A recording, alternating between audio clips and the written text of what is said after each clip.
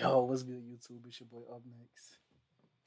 I'm gonna come back with another video. Hey man, say man, look, we got some crazy news. Pastor SIDECHICK, him after he did this, that switched. This ain't funny. This ain't funny, especially if it end in a fatality.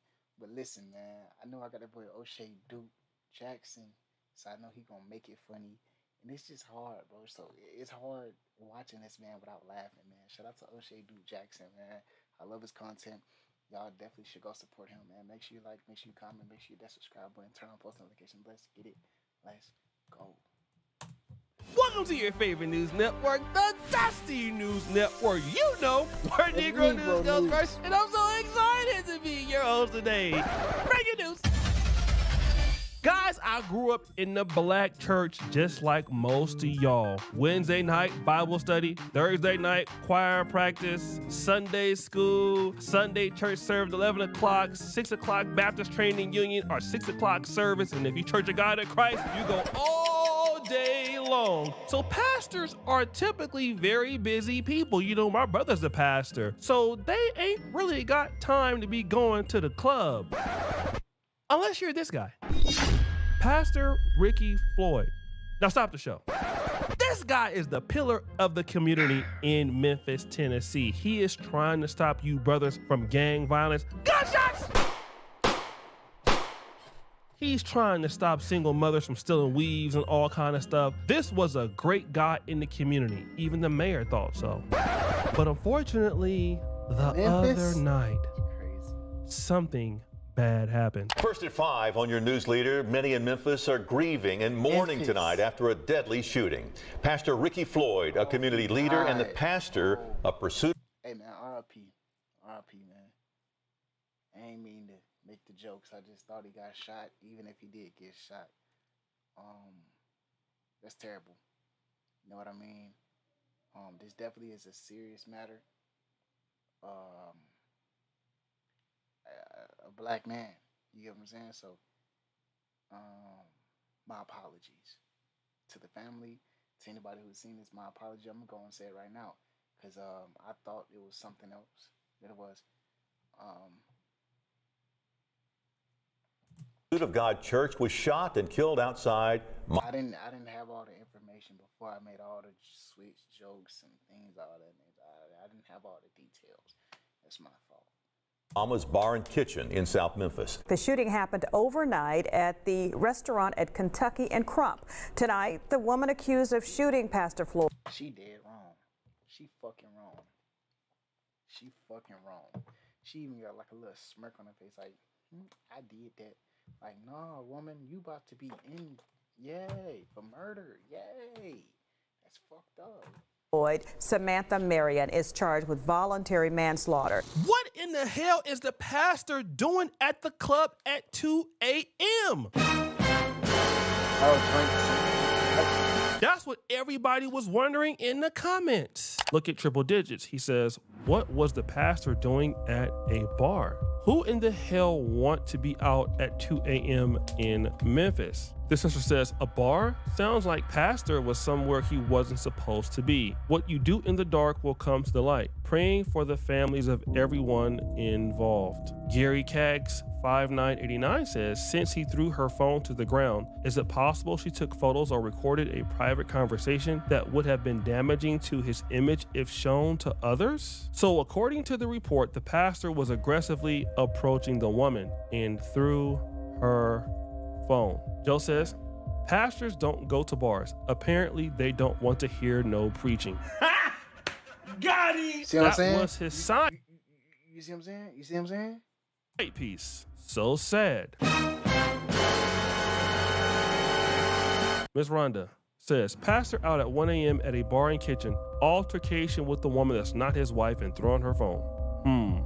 Prayers for his wife and family. So I had to get on my Inspector Gadget type-ish to see if there was some evidence of the pastor going to the club. And then I came across this on Facebook. Ricky Floyd, pastor was at Deuce's nightclub 2 a.m. in the morning. morning. So the pastor posted this on his own fan page on Facebook. And even though you don't believe me, let's hear it from his own mouth. It's 2:20 in the morning, man. The Lord told me to get up and, man, go to Deuce's nightclub and pray. See, this be the thing, right? A lot of us, I'm not even gonna say it because God do work at 2 a.m. But come on, Pastor, 2 a.m. going to the club, you can't put that on God. You was probably spotted. It was exactly a week ago that one of my young brothers at the church, man, his life was taken in this parking lot right here. So the Lord wanted me to get up and pray, and then, man, I went inside the club. And, man, all I got to say is, brothers, hey, we got a lot of work to do. And, man, we got to lay down these egos, this control issues, this low self-esteem issues. I'm talking to brothers, man. I ain't talking to government. I ain't talking to politicians. I ain't talking to the suburban church. I ain't talking to people with grants. I'm talking to brothers. We got to work out. I ain't even talking to the sisters right now. Brothers, we got to work out our own salvation, man. Man, I talked to the security guard on what happened. This brother really was trying to be a peacemaker, trying to break up a fight, man, trying to cause peace to come, and the peacemaker died. Then, man, I went on the inside of a club. Yep, pastor went inside the club. I need to see the heart post of what's going on with our people, man. And I tell you, it was really, man, it blows my mind. People said brothers won't come to church, brothers won't praise. Hey, them brothers was praising in there. And it was mind-blowing. It was 80% men, and maybe even 85% men in the club. What did I learn from that? That brothers will go. It's 2 o'clock in the morning. They will stay a long time. We got to find a way to connect with these brothers that are lost, man. Hey, we got work to do. We got work to do. You can't. We got to stop worrying about money. We got to stop worrying about titles. We got to stop worrying about egos. Man, if we don't save our own race, slavery is going to happen again. Slavery is en route. Matter of fact, it's already existing, and we need to, we need to set our people free, man.